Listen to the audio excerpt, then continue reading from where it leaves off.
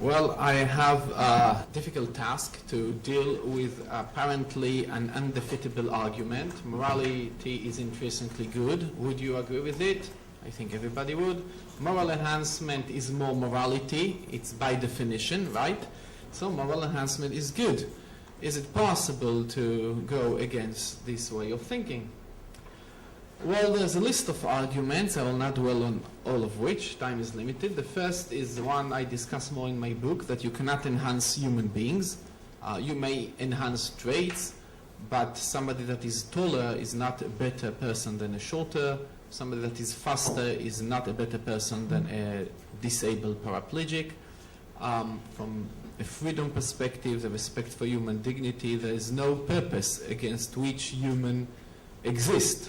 I mean, a cell phone is portable phone, making it lighter is enhancement. But if you don't believe that humans are there to serve any purpose, you cannot enhance them. The second is that moral enhancement is not an intrinsically coherent concept. We'll develop it here.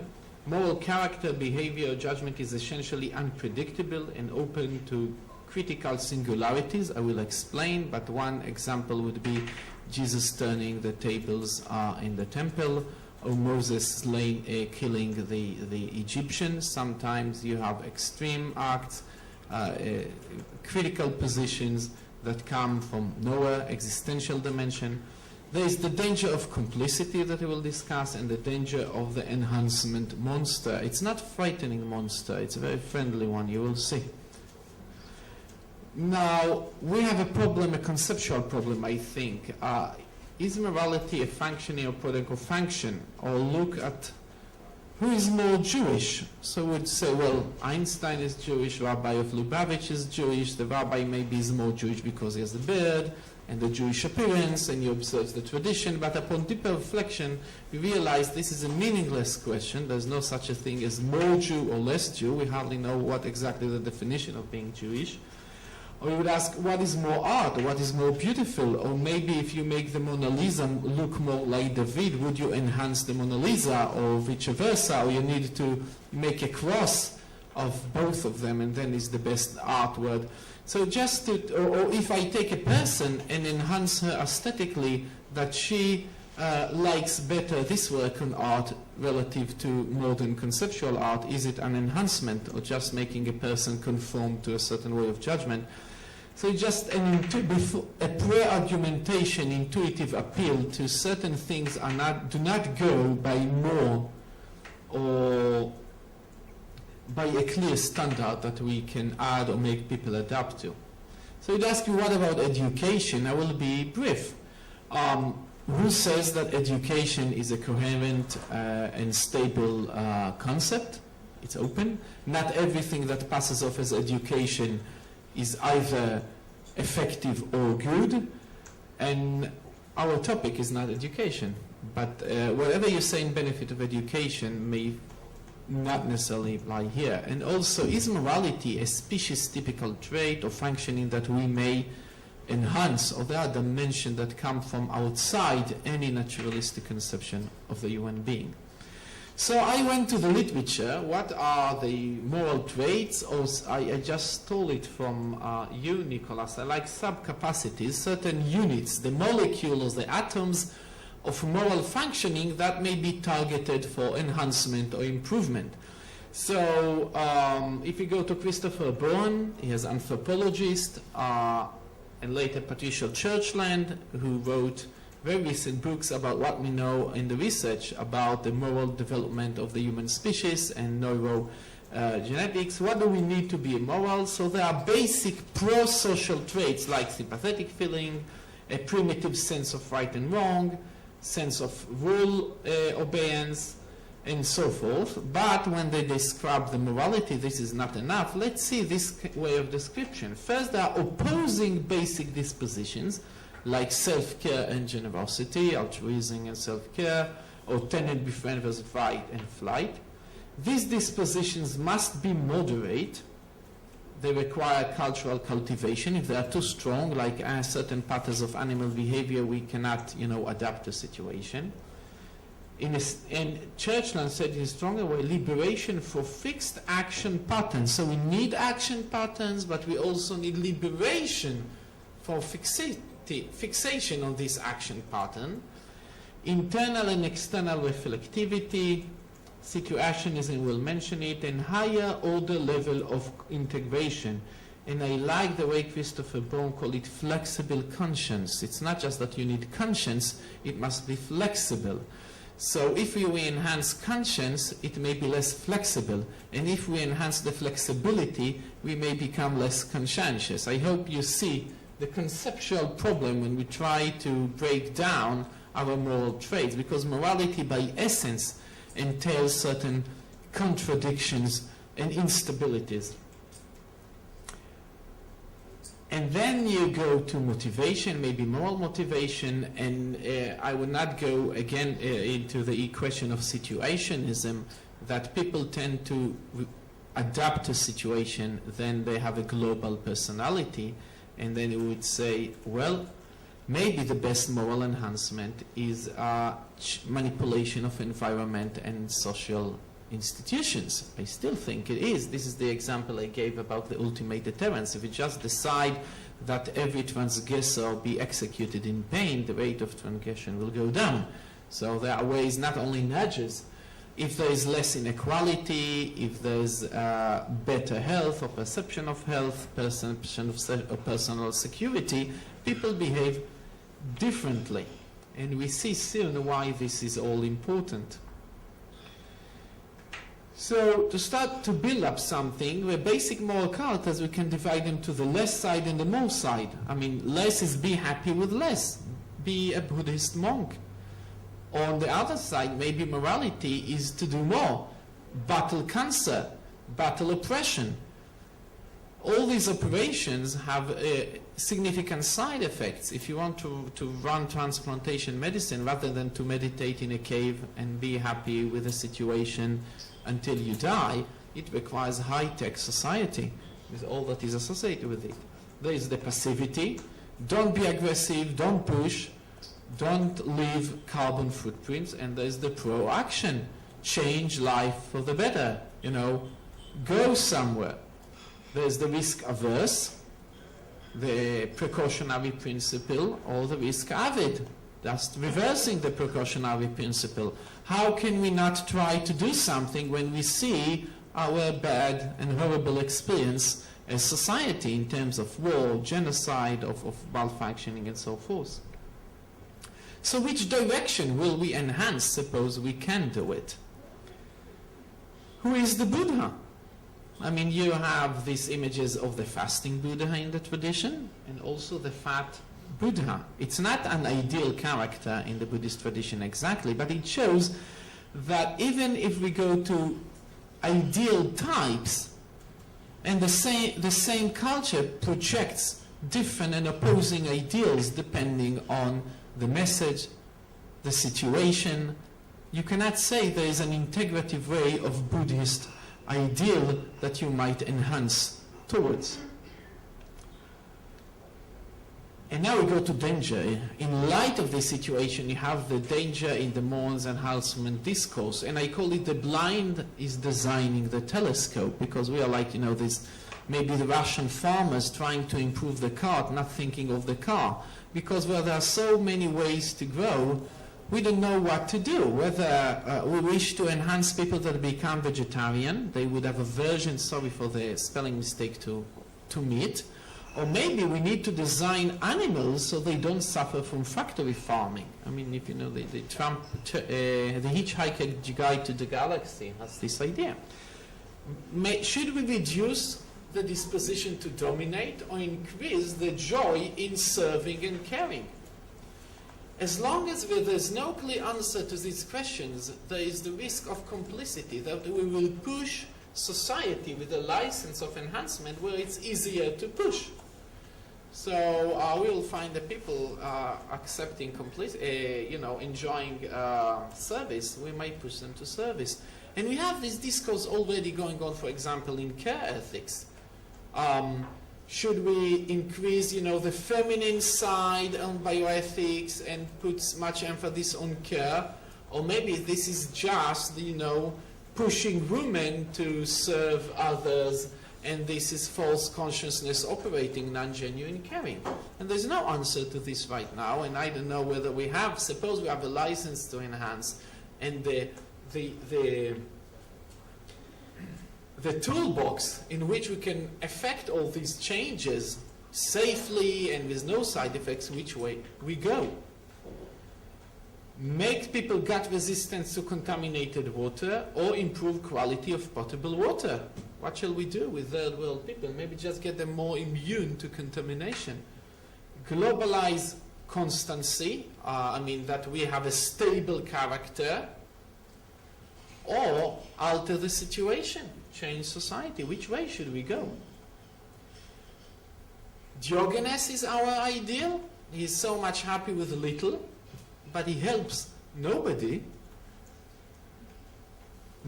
Solomon, King Solomon, here you sing about to slain the baby, that, you know, the ultimate and wise social institution, this is an experiment in moral enhancement. I mean, he asked wisdom, God gave him special wisdom. He is about to decide maternity by this cruel game, and everybody is saying, wow, how wise this person is. So we'll talk about it. This is the enhancement monster. That, I mean, if God gave him wisdom, we cannot, I mean, think otherwise. Or maybe Robin Hood. Robin Hood is a violent person. He will release oppression. I mean, Diogenes will not help. King Solomon might be a ideal type that you need to work hard until you get legitimacy. He's also killed many people off, if you read the book of Kings before he entered into his judgment. Maybe we need Robin Hood. Which way shall we enhance? So we say, okay, and this is the level that I think this conference is going. We don't bother. It's too much. This is for scientists. We black box moral behavior. This is the human being or human society. There is input. There is output, which is judgment and behavior. And we do something that the output is better. We don't need to go into the details. It's too much. And this is the idea of strong virtue ethics. We'll see what will happen. Well, let's get the virtuous person. And when we have the virtuous person, or whatever she does, I mean, it's good because it's a virtuous person. We don't need to account for it verbally. So let's see what goes here. First, we have the question whether this ideal about cloning the ideal self, because when I talk about, you know, moral enhancement is what I approve of, you know, and might be quite different from what John would, you know, when he would have the, but we have to remember that morality is about personal growth, not about perpetuating my ideal type, but rather I should be open to personal growth. I mean, maybe Professor Peter Singer is right about his attitude about vegetarianism. And if I have the license today to morally enhance people, I may enhance them in a different direction. Moral protest and defiance, moral utopianism. And actually, the topic of our conference is the oldest in the history of philosophy. This is Socrates. And morality, and most of the morality, talk about sociability. Altruism, generosity, be a good citizen. And Socrates wants to be a good citizen of Athens. He's not Diogenes. But there's also something in morality, an existential position that comes from the deepest layers of human freedom, that you can stand against all others, to be alone and say there's a different truth in it. And Socrates is not willing to give either. And nobody in the tradition of morality, I think, is willing to give either. Maybe those you know make this vow of obedience in the monasteries. It's open to discussion in Catholic theology. How would we enhance Socrates? Make him, like, you know, conform to the rules of Athens, run away, or accept his fate? Do we have an answer for this? So if we do have an answer, maybe we don't need enhancement. And if we don't have, how can we design and start off the enhancement project? Because this is the oldest question. Now, I want to sum up the arguments how the steps I laid sum up to a big danger. First, the black boxing of moral judgment. I mean, with all these contradictions, and also the car, maybe you have a misconception. Think of a car. There is a brake and a gas. It's a contradiction. The car is useless. Okay, we need to understand. So maybe we understand all the activity and passivity in humans of the black boxing. Let's go to performance. Then we are openness to diversity of responses. Even about torture, we've heard we are open to the possibility it might be possible. I mean, sometimes it's good to be, to turn the table in the temple and be violent, and sometimes good to accept death on the cross. We're open to all possibilities. We don't have an objective standard of judgment. If we enhance memory, we can do it against memory tests. Then we have the enhancement fallacy. If a morally enhanced person said or did something, it must be right. So let's take this, shall we give kidneys? Everybody should give kidneys to the needy. What will you say? Okay, we'll check.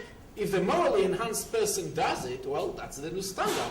If she does not, well, maybe those who give kidneys are deluded. Is Peter Singer right? Let's see what the morally enhanced person does. If he is vegetarian, maybe so. If he is not, well, we need to confirm. And the worst thing, it will be also enjoyable. Because there's this experiment, you give a bottle of wine, and they tell you this is the best wine from Bordeaux, and this is sent to you by the people who love you, and people enjoy the wine better than if you take the very same wine and tell, well, this is the leftover for the soup kitchen, the Salvation Army. So when we know that we can rely, we rely on the morally enhanced authority or a morally enhanced pattern or character, even if things are not perfect, we enjoy reality because we know this is the best reality we can come by. I mean, utilitarian-wise, hedonistic-wise, this is a good solution, this enhancement policy. 2 minutes, yeah. 2 more. Oh, yeah. The nihilistic outcome that the unenhanced relegate moral judgment. I mean, we will not be forced to do it, but we always feel deference, and we lose our confidence to argue with each other the way we do here. And morality is about the inescapable responsibility for our actions, including actions as designers of whatever enhancement operation might be going on. So, thank you. This is the moral monster of Yerushalayim. My children likes it. And you see, it's very, very nice. That's what my daughter asked, that for her birthday to go on a trip to the monster, the Mifletzet of Yerushalayim. And since I have one moment, I remind you that this is the festivity of moral enhancement. In Judaism, this is Pentecost, when God gave the Torah to Israel and enhanced us in a way that we teach you the wisdom of God, and you need to listen. And the second time in Pentecost, the Holy Spirit descended on the apostles, and certainly they teach us what is good to do. So this experiment has been done already, and successfully, and we are celebrating it.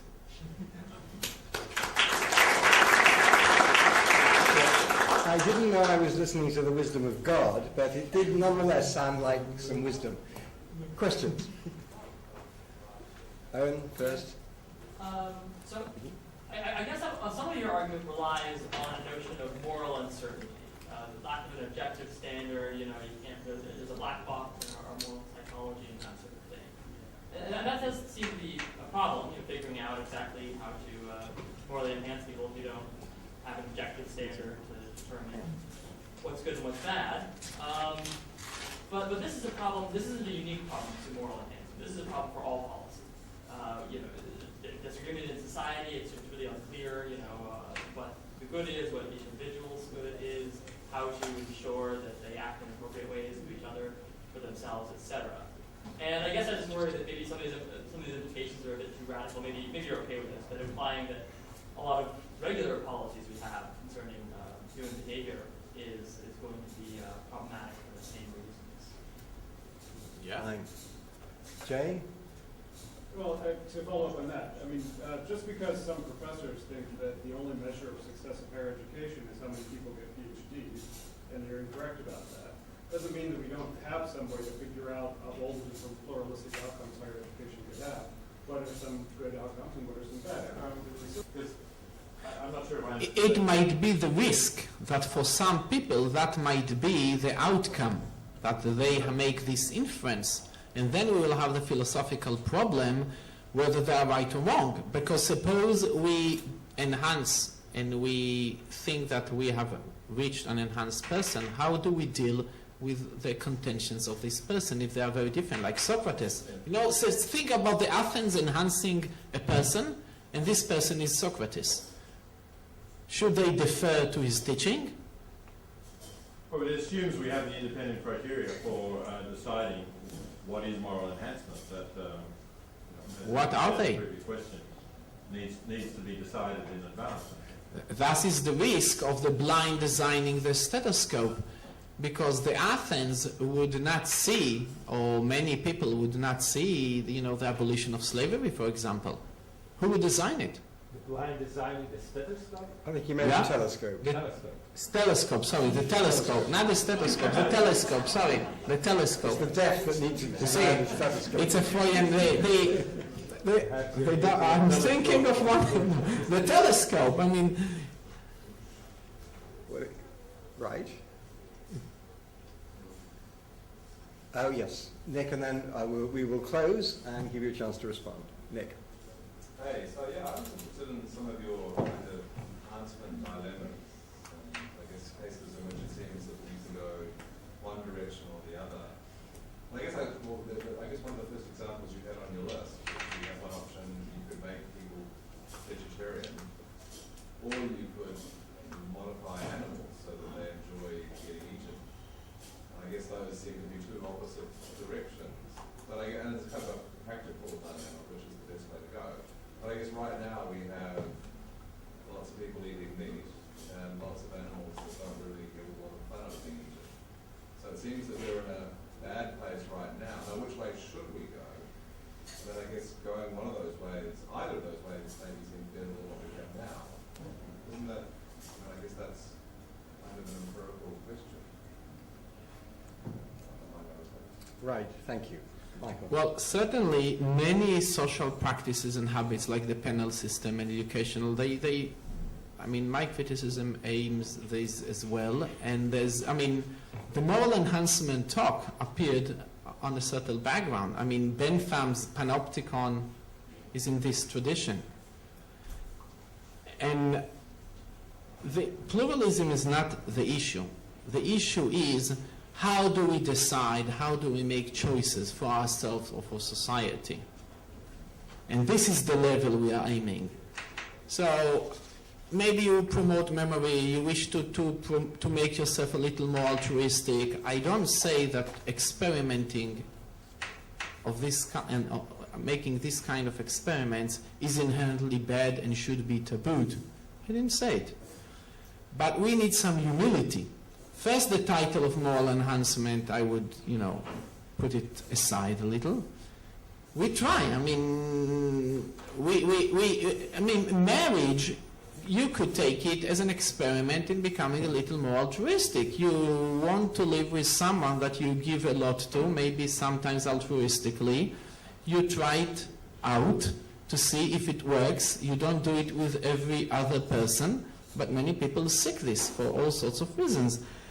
But I would not call the married morally enhanced relative to the bachelors. So certainly we should try, we should explore. All sorts of interventions are certainly, in my opinion, better than some educational practices. But the concept is not about a deep change of who we are or long-range changing of moral standards. Because we cannot lose the string. I think this is what John Harris meant in one way, if I may say, about the freedom, that losing the string. So you might say now there's no way to make animals enjoy farming, so let's try to be averse to meat and eat it less. So it might be a fine prudential project for the moment. But in the long range, you ask yourself, what is good for society? And I give you one example for this, that how much these practical things interact with more fundamental questions. Let's take dialysis and renal transplantation, okay? When you go to the beginning of either procedure, could say it might be unethical to even try it. You see how many people died from complications from early dialysis, from transplantation. I mean, you might say the moral thing to do is precautionary principle. I mean, don't put people on these horrible machines. Don't dilute them. This is dangerous technology. And then there's something, what I called in a different place, blessed coincidence. I mean, the dialysis and transplantation matured in parallel. Because if dialysis technology had it matured fast ahead of transplantation, it would have been unethical to try transplantation, or much less ethical, because you had a very good solution, dialysis. Why put people in transplantation when so many die? Or vice versa. So sometimes the circumstances might compel a moral choice. I mean, the technologies involved in the breakthroughs regarding transplantation is immunosuppression, dialysis to do with anticoagulation and membranes. They don't mature in parallel, and you have to make a choice. But at the end, the real question is, and this is the big deep question, and this question I will not give to any enhanced creatures because we don't know which creature will decide. It's a question to these ultimate questions. I have 2 minutes. The ultimate questions, like how you decide which way to go, whether you are more on the safe side with dialysis or more daring, or whether you make the parole decision when you are hungry or satiated, whether you're on the side of the families of the victims that are against it, or maybe future victims of the side of the patient. I don't see how we have any concept of enhancing or creating or answering the ultimate creature or method that will reach the most fundamental questions. When we regress and regress, when we have to regress to basic questions, we reach a terrain that is unenhanceable, and maybe the stupid person is no less good in making a decision than the smart one. The Socrates said, I know nothing. But he just had this courage to stand against society. If we don't want to lose this, to be complicit, we don't have answer existentially from a deeper layers of morality about this issue of enhancement. We cannot enhance this point in moral choice, this existential point. Thank you very much, Michael.